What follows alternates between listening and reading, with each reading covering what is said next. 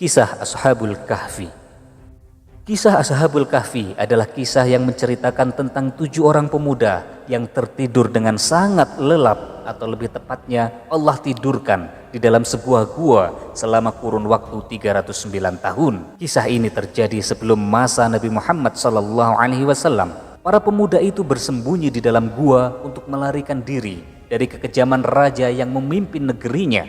Raja itu bernama Dicyanus. Kisah Ashabul Kahfi dapat ditemukan di dalam Al-Quran surat Al-Kahfi yang insya Allah selalu kita baca setiap hari Jumat, karena itu merupakan sunnah dari Rasulullah SAW membaca surat Al-Kahfi di setiap hari Jumat. Kitab-kitab karangan ulama terdahulu, salah satunya adalah kitab Fadailul Khamsah Minas Sihahi Sittah jilid 2 halaman 261 menceritakan tentang Ashabul Kahfi. Kitab tersebut menceritakan bahwa suatu ketika ada 3 orang pendeta Yahudi mendatangi Khalifah Umar bin Khattab. Mereka berkata, "Wahai Amirul Mukminin, kami bertiga akan menanyakan beberapa hal kepada Anda. Jika Anda dapat menjawab pertanyaan kami, maka kami bertiga akan masuk Islam seketika. Tetapi jika engkau tidak dapat menjawabnya, berarti Islam bukanlah agama yang benar dan Muhammad bukanlah seorang Rasul utusan Tuhan." Menghadapi tantangan ketiga orang pendeta itu, Umar menjawab, "Baiklah wahai saudaraku,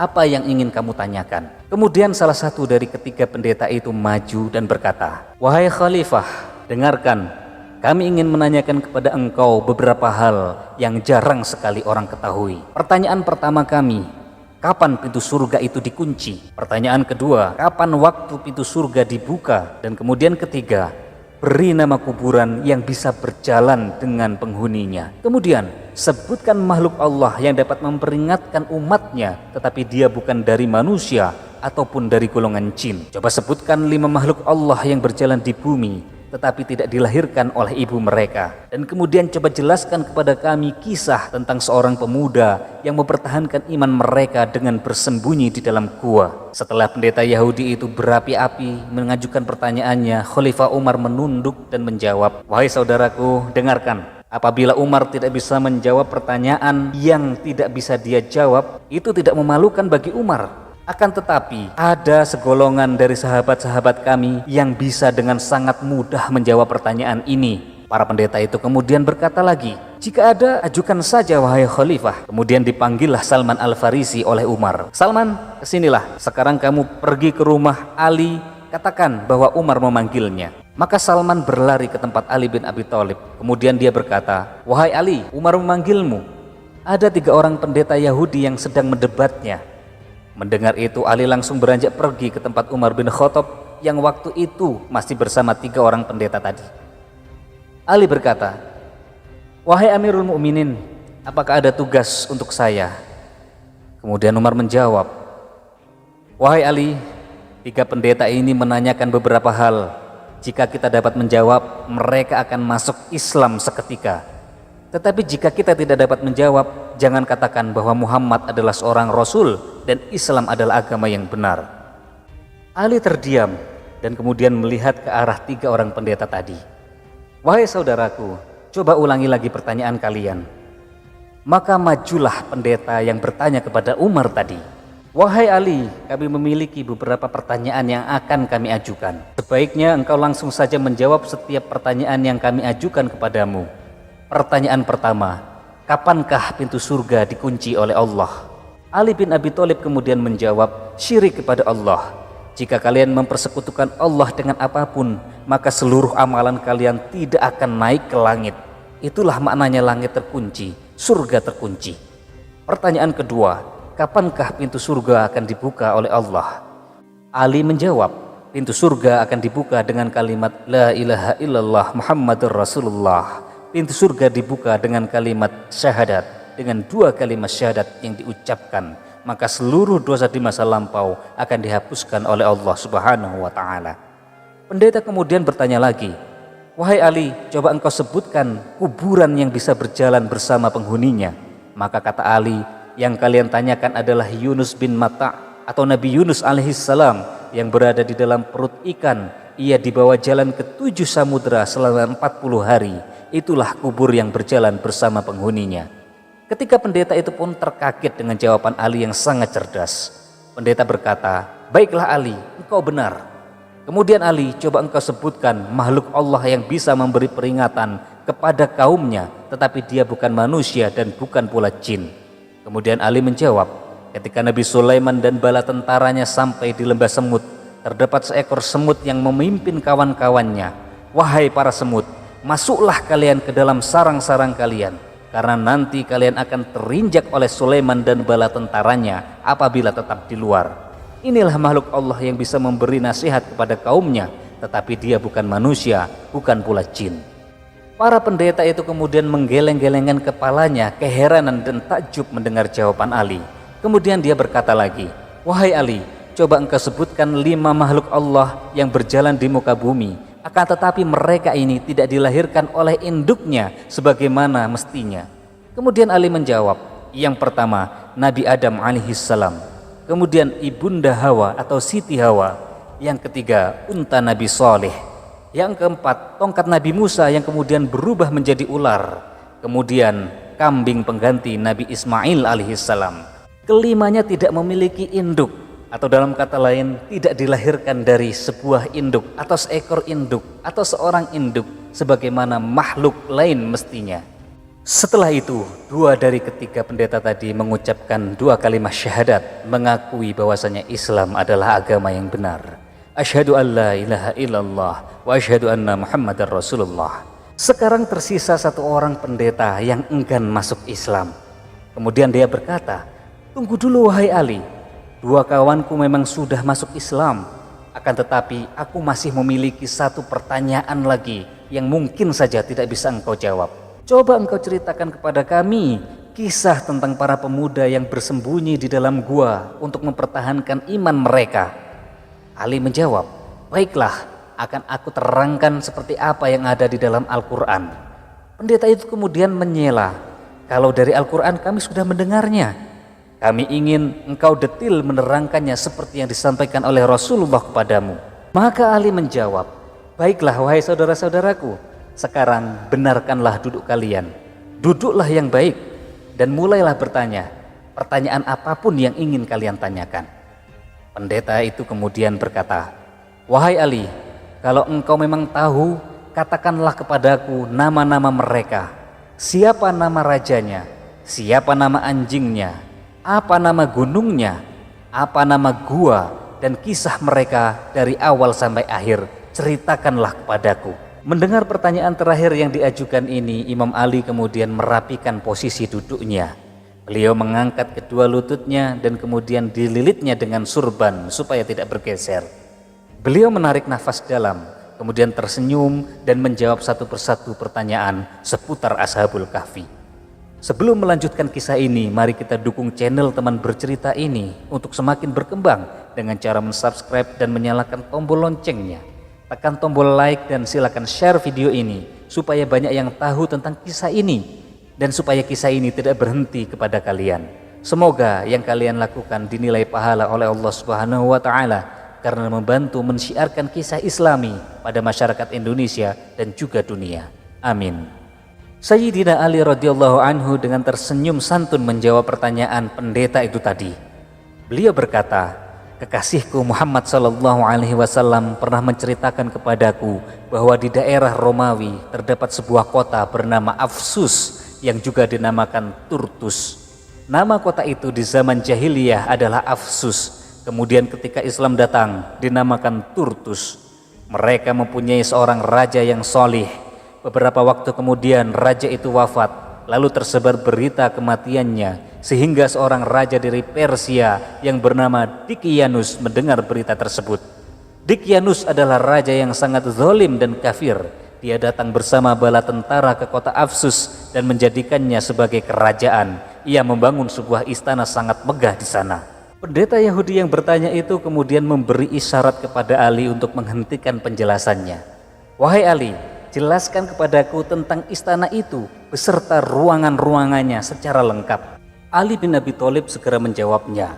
Raja itu membangun istana dari bahan marmer, panjangnya 1 farsakh, lebarnya 1 farsakh. 1 farsakh itu setara dengan 5-6 km. Di dalamnya terdapat 4.000 pilar yang terbuat dari emas dan terdapat 1.000 lampu emas. Lantainya dari bahan suasa, yaitu logam yang berisikan campuran antara emas dengan tembaga. Setiap malam diisi dengan minyak wangi yang sangat harum. Istana itu dijaga dengan sangat ketat oleh para pengawal. Di sisi timur diisi dengan 180 kekuatan, di sisi barat 180 kekuatan. Matahari mengelilingi istana itu dari sejak terbit sampai terbenam. Ia membuat singgasananya dari emas yang panjangnya 80 hasta dan berhiaskan mutiara. Ia letakkan di sebelah kanan singgasana 80 kursi emas untuk para panglimanya. Di sebelah kirinya 80 kursi emas juga. Dia duduk di atas singgasananya sambil mengenakan mahkota di atas kepalanya. Yahudi itu dengan bersemangat berkata, "Wahai Ali, jika engkau sungguh mengetahui, terbuat dari apakah mahkotanya?" Ali bin Abi Thalib kemudian menjawab, "Wahai saudaraku, mahkotanya terbuat dari emas cetakan yang mempunyai 9 pucuk. Pada setiap pucuk terdapat lampu yang bersinar, laksana lampu yang bersinar di malam yang gelap. Ia memiliki 50 remaja dari anak para panglima. Mereka berpakaian yang terbuat dari sutera merah dan celana yang terbuat dari sutera hijau. Mereka memakai mahkota, gelang tangan dan gelang kaki yang terbuat dari emas berkilauan. Dia juga jadikan 6 pemuda dari kalangan ulam sebagai menteri-menterinya. Dia tidak akan menetapkan satu keputusan tanpa diskusi dengan mereka. 3 orang dari mereka berdiri di sebelah kanan dan 3 orang di sebelah kiri sang raja." Pendeta Yahudi kemudian berkata, "Wahai Ali, beritahu aku siapa nama 6 orang itu." Ali bin Abi Thalib kemudian menjawab, "Kekasihku Muhammad bercerita kepadaku bahwa 3 orang yang di kanan adalah Tamliho, kemudian satunya Muksalmina, dan yang terakhir Muhsalmina. Sedang yang di sebelah kiri adalah Martulius, Kaitus, dan Sadanius. Raja itu senantiasa meminta pendapat dari mereka dalam segala urusan. Jika ia duduk di singgasananya yang mewah setiap hari, orang-orang berkumpul di sekitarnya. Maka datanglah 3 pemuda dari sebuah pintu. Di tangan salah seorang dari mereka terdapat gelas emas yang berisi minyak kesturi. Di tangan pemuda kedua adalah gelas perak yang berisi air mawar, serta di tangan pemuda ketiga bertengger seekor burung yang sangat elok. Jika yang satu berteriak, maka burung itu terbang menuju gelas yang berisi air mawar, lalu ia mandi dengan air mawar itu. Bulu dan sayapnya menyerap air mawar yang sangat wangi. Jika yang kedua berteriak, maka si burung terbang menuju gelas yang berisi minyak wangi. Burung kecil itu pun mandi dan menyerap minyak wangi dengan bulu dan sayapnya. Kemudian jika yang ketiga berteriak, maka burung itu terbang menuju mahkota raja untuk kemudian mengibaskan bulu dan sayapnya di atas kepala raja. Raja itu memegang kekuasaannya selama 30 tahun tanpa pernah mengalami sakit kepala, panas, flu, dan sakit lainnya. Melihat keadaan dirinya seperti itu, ia menjadi sombong dan angkuh, sehingga dia mengakui bahwa dirinya adalah Tuhan. Dia mengajak menteri dan rakyatnya untuk menyembah dirinya. Setiap orang yang menerima pengakuan darinya sebagai Tuhan akan diberi hadiah dan mendapatkan keistimewaan. Sedangkan yang enggan untuk menerimanya akan disiksa, bahkan dibunuh. Akhirnya mereka tunduk kepada keinginan sang raja. Menteri dan penjaga istana menganggap dia sebagai Tuhan selain Allah. Suatu hari di saat pesta sedang berlangsung, sang raja duduk di atas singgasana sambil mengenakan mahkota di atas kepalanya. Tiba-tiba muncul beberapa panglima menyampaikan berita bahwa pasukan Persia telah siap membunuh sang raja. Sang raja amat panik sehingga mahkota yang dikenakan jatuh di atas kepala, sedang ia sendiri terjungkal dari singgasana. Salah seorang dari 3 pemuda yang berada di samping raja menyaksikan hal itu. Dia adalah si cerdik bersama Tamliko. Pemuda itu berpikir dan berkata dalam hatinya, jika Dikyanus adalah Tuhan seperti yang ia akui sendiri, pasti dia tidak akan sedih, tidak akan tidur, tidak akan kencing atau buang air, karena semua bukan sifat dari Tuhan. Setiap hari ke-6 pemuda tersebut berkumpul di tempat salah seorang dari mereka. Setelah peristiwa tadi terjadi, mereka berkumpul di tempat Tamliko. Namun Tamliko tidak ikut makan dan minum. Mereka bertanya, "Wahai Tamliko, mengapa engkau tidak makan dan minum?" Tamliko kemudian berkata, "Wahai saudara-saudaraku, telah terjadi sesuatu dalam hatiku. Ini yang mencegahku makan, minum, dan tidur." Kemudian teman-temannya bertanya, "Wahai kawanku Tamliho, apakah yang membuatmu seperti itu?"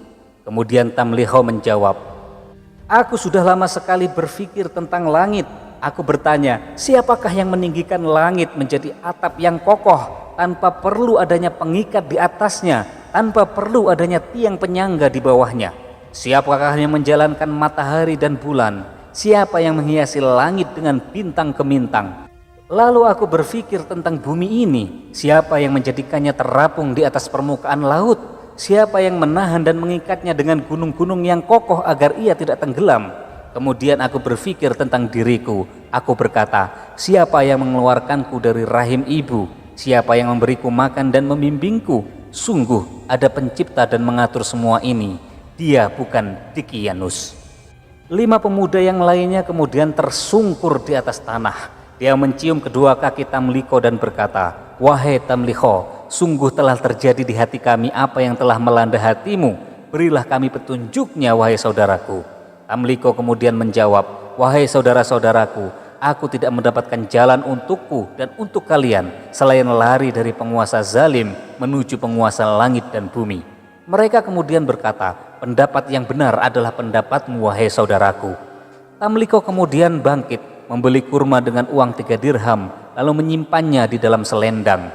Mereka naik kuda dan pergi keluar kota. Setelah berjalan sejauh 3 mil dari kota, Tamliko berkata, wahai saudaraku, telah hilang dari kita raja dunia dan kekuasaannya. Turunlah dari kuda dan berjalanlah. Semoga Allah memudahkan urusan kalian dan memberikan jalan keluar kepada kita. Mereka pun turun dari kuda dan berjalan kaki sejauh 7 farsah sampai kaki mereka berdarah karena tidak terbiasa. Tiba-tiba saja seorang penggembala menghampiri mereka. Tamliko bertanya, wahai penggembala, apakah engkau memiliki seteguk air ataukah susu? Aku punya apa yang kalian inginkan, tetapi aku lihat wajah kalian adalah wajah-wajah para raja. Menurutku kalian melarikan diri. Ceritakanlah pengalaman kalian kepadaku. Kemudian mereka bercerita, kami memeluk agama yang melarang berbohong. Apakah kejujuran akan membuat kami selamat? Maka mereka pun menceritakan apa yang mereka alami. Si pengembala langsung tersungkur mencium kaki mereka sambil berkata, sungguh terjadi di hatiku apa yang terjadi di hati kalian. Si pengembala meminta mereka menunggunya, sementara dia mengembalikan kambing-kambing kepada pemiliknya. Mereka menunggu si pengembala kembali, tetapi kali ini dia kembali dengan diikuti seekor anjing.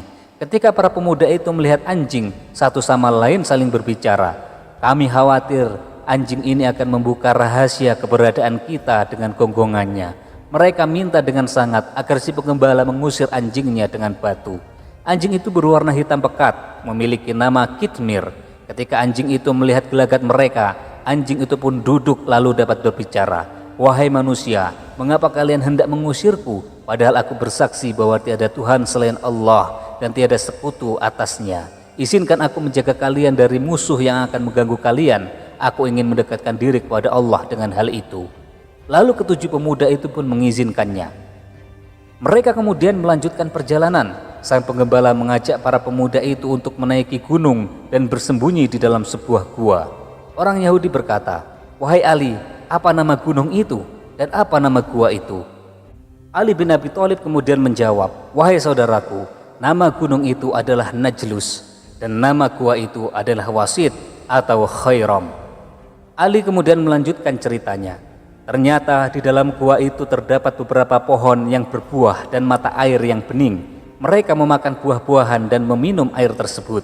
Ketika malam tiba, mereka masuk ke dalam gua, sedangkan anjing itu duduk di pintu gua sambil menjulurkan kedua kaki di depannya.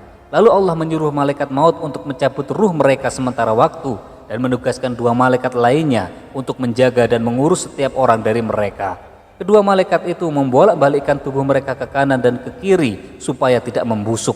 Allah mewahyukan kepada matahari agar pada saat terbit bercondong dari gua mereka ke sebelah kanan dan ketika terbenam menjauhi mereka ke sebelah kiri.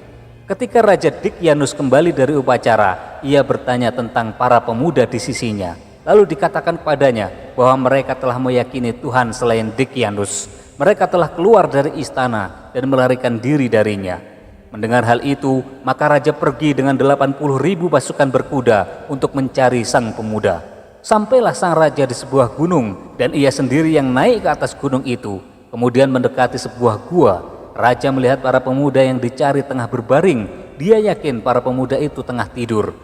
Kemudian raja itu berkata kepada para anak buahnya, Kalau aku hendak menyiksa mereka, aku tidak akan menyiksa lebih dari mereka menyiksa diri mereka sendiri. Datangkanlah kepadaku para tukang bangunan. Akhirnya mulut gua ditutup dengan batu-batu dan sang raja berkata, katakanlah kepada mereka agar memohon kepada Tuhan mereka yang berada di langit. Jika benar ada, maka Tuhan mereka akan mengeluarkan para pemuda itu dari sini. Para pemuda tinggal dan tidur di dalam gua selama 309 tahun. Lalu Allah menghidupkan mereka kembali ketika matahari mulai terbit. Satu sama lain saling berkata, sungguh kami telah lalai dari ibadah kepada Allah. Mari kita pergi ke mata air. Ternyata mata air dan pohon-pohon telah kering. Salah seorang berkata, sungguh ini adalah hal yang sangat aneh. Bagaimana mungkin mata air seperti ini menjadi kering hanya dalam tempo 1 malam. Begitu juga dengan pohonnya. Lalu Allah membuat mereka merasa lapar. Salah seorang berkata, siapa di antara kita yang bisa pergi membawa uang ke kota untuk membeli sesuatu untuk kita makan? Hendaknya dia teliti, jangan sampai makanan itu bercampur dengan lemak babi, seperti tercantum dalam firman Allah. Maka utuslah dari kalian dengan membawa uang ini ke kota dan lihatlah makanan yang paling bersih, yaitu makanan yang halal dan enak untuk dimakan.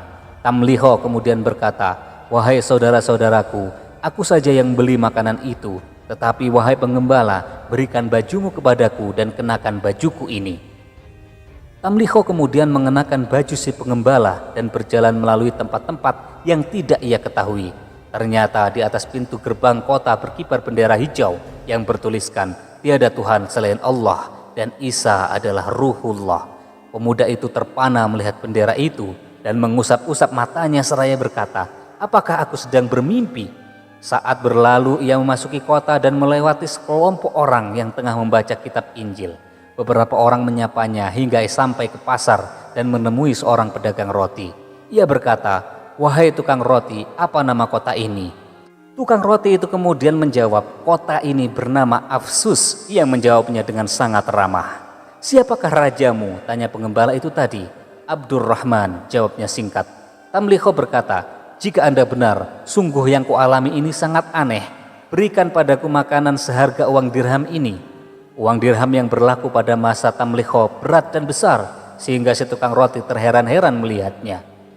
Si pendeta Yahudi yang mendengarkan cerita itu kemudian memberikan isyarat kepada Ali supaya diam. Dia bertanya lagi, wahai Ali, katakan kepadaku, berapa berat dirham itu? Ali kemudian menjawab, wahai saudaraku, kekasihku Muhammad memberitahuku bahwa berat dirham itu 10 kali dari berat dirham saat ini. Ali kemudian melanjutkan, tukang roti berkata kepada Tamliho, wahai anak muda, engkau telah mendapatkan harta karun, berikan sebagian kepadaku, jika tidak Anda akan kubawa kepada raja. Tamliho kemudian menjawab, aku tidak mendapatkan harta karun wahai saudaraku, dirham ini kuperoleh dari hasil menjual buah-buahan seharga 3 dirham 3 hari yang lalu. Aku keluar dari kota ini sementara penghuninya sedang menyembah Raja Tikianus. Penjual roti pun marah mendengarnya. Tidakkah kamu senang mendapatkan harta karun? Lalu kenapa engkau tidak mau memberikan sebagiannya kepadaku? Mengapa engkau menyebut seorang pengusaha zalim yang mengaku dirinya Tuhan itu? Dia telah mati 300 tahun yang lalu. Kamu telah menghinaku. Kamu menganggap orang yang bodoh. Tukang roti pun kemudian menangkap Tamliho. Orang-orang lain pun berkumpul, orang di sekitar pasar itu berdatangan. Kemudian ia dibawa menghadap sang raja yang cerdas dan adil. Sang raja bertanya, apa yang pemuda ini lakukan? Mereka pun menjawab, orang ini telah mendapatkan harta karun yang mulia. Raja berkata, tenanglah, Nabi kita Isa alaihissalam membolehkan kita mengambil harta karun, tidak lebih dari 1/5-nya saja. Maka serahkan kepadaku 1/5 dari harta itu, setelah itu kamu dapat pergi dengan selamat. Tamliho berkata, wahai raja, lihatlah masalahku ini. Aku tidak mendapatkan harta karun, aku penduduk kota ini. Sang raja kemudian bertanya, kamu penduduk kota ini? Iya, jawab Tamliho. Raja bertanya, apakah kamu kenal seseorang di kota ini? Tamliho kemudian menjawab, iya, aku sangat mengenalnya. Kemudian ia menyebutkan kira-kira 1000 nama orang. Namun tak satu pun dari mereka yang dikenal oleh orang-orang yang berkumpul. Sang raja kemudian berkata lagi, hei, kami tidak pernah mengenal nama-nama itu. Mereka bukan penduduk zaman ini. Apa kamu punya rumah di kota ini? Tamliho menjawab, iya wahai paduka yang mulia, utuslah seorang bersamaku. Raja kemudian mengutus beberapa orang untuk pergi bersamanya.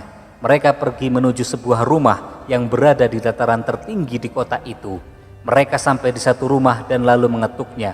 Tidak lama kemudian keluarlah seorang yang tua renta. Kedua alisnya panjang terurai ke bawah menutupi kedua matanya. Pengawal berkata, pemuda ini mengaku bahwa ini adalah rumahnya. Orang tua itu marah dan menoleh kepada Tamliho. Siapa namamu? Kemudian Tamliho menjawab, namaku Tamliho bin Filsin. Jawab Tamliho. Ulangi lagi, Tamliho bin Filsin. Kemudian orang tua itu tersungkur menciumi tangan dan kaki Tamliho. Dia adalah kakekku. Dia adalah salah seorang pemuda yang lari dari Dikyanus, raja yang zalim, menuju raja langit dan bumi. Sungguh Nabi Isa pernah mengatakan bahwa mereka akan hidup kembali di dunia ini. Berita tersebut pun terdengar sampai ke telinga sang raja. Ia segera mendatangi tempat itu. Ketika melihat Tamliho, raja segera turun dari kuda dan mengangkat Tamliho ke atas pundaknya. Orang-orang pun menciumi tangan dan kaki Tamliho. Mereka bertanya, wahai Tamliho, apa yang sedang dikerjakan teman-temanmu? Tamliho kemudian memberitahu bahwa mereka berada di dalam gua. Pada saat itu, kota Afsus dikuasai oleh dua penguasa, yaitu penguasa mukmin dan kafir. Keduanya lalu berangkat diiringi para pengikutnya. Ketika mereka mendekati gua, Tamliho berkata kepada mereka, aku khawatir saudara-saudaraku mendengar suara kaki kuda dan gemerincing senjata, sehingga mereka anggap Dikyanus telah siap menyerang. Mereka akan sangat ketakutan. Oleh karena itu kalian tinggallah di sini sebentar, biar aku masuk ke dalam untuk memberitahu mereka. Mereka pun setuju dan Tamliho masuk menemui temannya. Para pemuda tadi langsung merangkul Tamliho sambil berkata, Alhamdulillah, Allah telah menyelamatkan dirimu dari Dikyanus. Tamliho kemudian berkata, tahukah kalian berapa lama kita tinggal di tempat ini? 2 hari 1 malam, jawab mereka. Tamliho berkata lagi, tidak, tetapi kalian tinggal di sini 309 tahun. Dikyanus telah mati, waktu demi waktu telah berlalu, dan kini penduduk kota telah beriman kepada Allah yang Maha Besar. Mereka berkata, wahai Tamliho, kamu ingin kita berbuat fitnah, kamu ingin kita berbuat keributan atau prahara kepada orang-orang itu? Kemudian Tamliho menjawab, lalu apa yang kalian inginkan? Mereka berkata, angkatlah tanganmu, kami akan mengangkat tangan kami. Mereka semua mengangkat tangan dan berdoa, ya Allah, demi kebenaran yang Engkau tampakkan kepada kami, berupa keanehan dalam diri kami, cabutlah nyawa kami, agar tidak seorang pun mengetahui kami. Allah Subhanahu wa Ta'ala kemudian mengutus malaikat maut untuk mencabut nyawa mereka. Lalu Allah menutup pintu gua. Kedua raja itu tidak sabar menanti. Mereka segera menyusul Tamliho karena lama. Dua penguasa tadi mengelilingi gua selama 7 hari 7 malam, namun tidak menemukan pintu atau lubang pada gua itu. Mereka berdua yakin bahwa itu adalah kebesaran ciptaan Allah yang Maha Mulia, dan bahwa keadaan ini merupakan pelajaran penting yang diperlihatkan kepada mereka semua. Penguasa yang beriman berkata, mereka mati atas dasar agamaku, dan akan kubangun di atas pintu gua ini sebuah masjid. Sementara penguasa kafir berkata, tidak, mereka mati atas dasar agamaku, dan akan kubangun tempat peribadatan.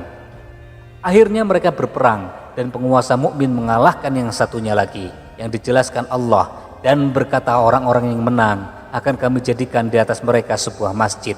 Itulah kisah mereka, wahai pendeta Yahudi. Lalu Imam Ali berkata, aku bertanya kepadamu, wahai Yahudi, apakah semua itu sesuai dengan yang ada dalam Taurat kalian? Orang Yahudi itu berkata, Anda tidak menambah dan tidak mengurangi satu kata pun, wahai Abul Hasan, wahai ayah Hasan dan Husain. Jangan lagi Anda panggil aku Yahudi. Aku bersaksi tiada Tuhan selain Allah, dan Muhammad adalah hamba serta utusan Allah, dan Anda adalah orang yang paling pandai di antara umat Muhammad. Hikmah yang dapat diambil dari kisah ini adalah Allah akan menolong orang-orang yang berbuat baik dan ingin menghancurkan serta meninggalkan kezaliman. Allah akan selalu menjaga dan mencintai orang-orang yang beriman kepadanya dan beriman kepada utusannya. Wallahu a'lam bishawab.